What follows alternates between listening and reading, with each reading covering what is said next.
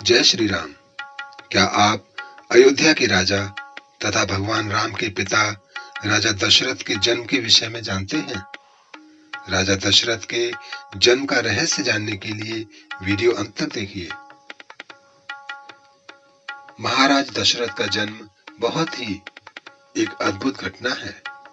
पौराणिक ग्रंथों के आधार पर बताया जाता है कि एक बार राजा अज प्रातः वंदना कर रहे थे। उस समय लंकापति रावण उनसे युद्ध करने के लिए आया और दूर से उनको वंदना करते हुए देख रहा था। राजा अज ने भगवान शिव की वंदना की और जल आगे अर्पित करने के स्थान पर पीछे फेंक दिया। यह देखकर रावण को बड़ा आश्चर्य हुआ और वह युद्ध करने से पहले राजा अज के सामने पहुंचा। उसने पूछा कि वंदना करने के पश्चात जल का अभिषेक आगे किया जाता है, न कि पीछे। इसके पीछे क्या कारण है? राजा अज ने कहा, जब मैं आंखें बंद करके ध्यान मुद्रा में भगवान शिव की अर्चना कर रहा था, तभी मुझे यहां से 1 योजन दूर जंगल में एक गाय घास चरती हुई दिखाई दी। मैंने देखा कि एक सिंह उस पर आक्रमण करने वाला है। तभी मैंने गाय की रक्षा के लिए जल का अभिषेक पीछे की ओर किया। रावण को यह बात सुनकर बड़ा ही आश्चर्य हुआ। रावण 1 योजन दूर उस स्थान पर गया। उसने देखा कि एक गाय हरी घास चर रही है, जबकि शेर के पेट में कई बाण लगे हैं। अब रावण को विश्वास हो गया कि जिस महापुरुष के जल से ही बाण बन जाते हैं और बिना किसी लक्ष्य साधन के लक्ष्य भेदन हो जाता है, ऐसे वीर पुरुष को जीतना बड़ा ही असंभव है और वह उनसे बिना युद्ध किए ही लंका लौट जाता है।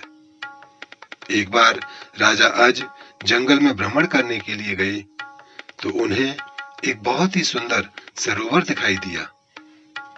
उस सरोवर में एक कमल का फूल था जो अति सुंदर प्रतीत हो रहा था। उस कमल को प्राप्त करने के लिए राजा अज सरोवर में चले गए।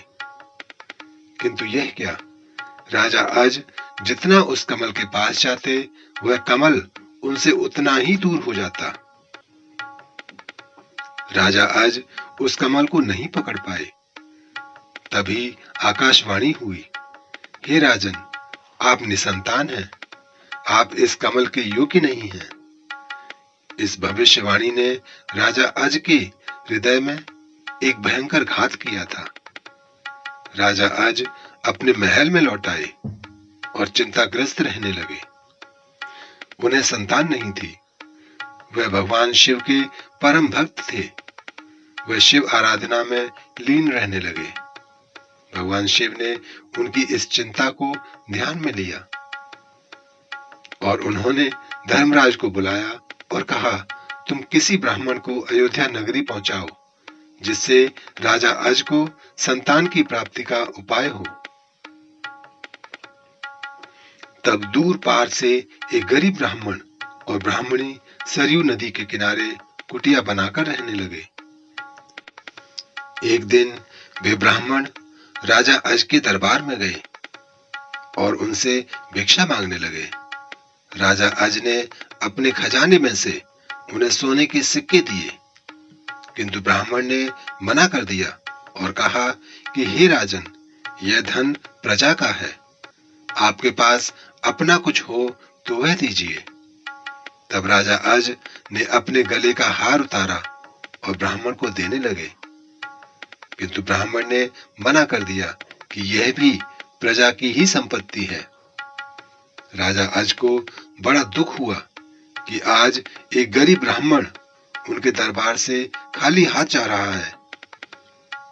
उसी रात राजा अज एक मजदूर का वेश बनाकर नगर में भ्रमण के लिए निकल जाते हैं। चलते चलते वह एक लोहार के यहां पहुंच जाते हैं। अपना परिचय दिए बिना ही वहां विनय कर काम करने लग जाते हैं। पूरी रात हथौड़े से लोहे का काम करते हैं। जिसके बदले में उन्हें सुबह 1 टका मिलता है। राजा 1 टका लेकर ब्राह्मण के घर पहुंचते हैं, लेकिन वहां ब्राह्मण नहीं था। उन्होंने वह 1 टका ब्राह्मण की पत्नी को दे दिया और कहा कि इसे ब्राह्मण को दे देना। जब ब्राह्मण आया तो ब्राह्मण की पत्नी ने वह टका ब्राह्मण को दिया और ब्राह्मण ने उस टका को जमीन पर फेंक दिया। तभी एक आश्चर्यजनक घटना हुई। ब्राह्मण ने जहां टका फेंका वहां गड्ढा हो गया। ब्राह्मण ने उस गड्ढे को और खोदा तो उसमें से सोने का एक रथ निकला जो आसमान में चला गया। इसके पश्चात ब्राह्मण ने और खोदा तो दूसरा सोने का रथ निकला और आसमान की ओर चला गया। इसी प्रकार 9 सोने के रथ निकले और आसमान की ओर चले गए। जब 10वां रथ निकला तो उस पर एक बालक था और वह रथ भूमि पर आकर ठहर गया। ब्राह्मण उस बालक को लेकर राजा अज के दरबार में पहुंचे और कहा, राजन, इस पुत्र को स्वीकार कीजिए।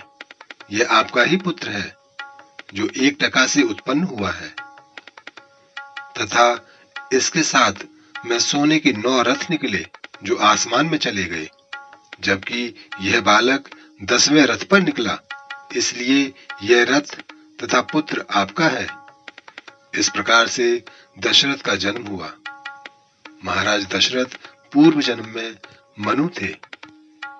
दोस्तों, आपको वीडियो कैसा लगा हमें कमेंट करके अवश्य बताइए और इस वीडियो को अधिक से अधिक शेयर कीजिए।